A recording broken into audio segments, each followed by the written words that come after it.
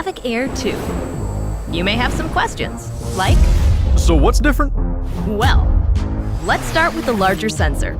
There's a lot more pixels, 48 megapixels to be exact, which means you can do this. And then shoot a hyperlapse in 8K. With Smart Photo, every shot is a masterpiece. Yeah, but photos aren't really my thing. Don't worry.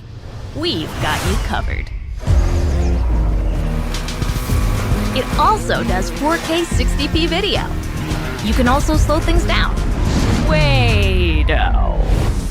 And yes, there's HDR video. How's the flight time? It's fantastic. You're looking at up to 34 minutes in the air, a new record for the Mavic series. We've added OcuSync 2.0, so you can fly longer and see clearer. What if I'm not a great pilot? That's where Focus Track comes in, so you can fly like a pro.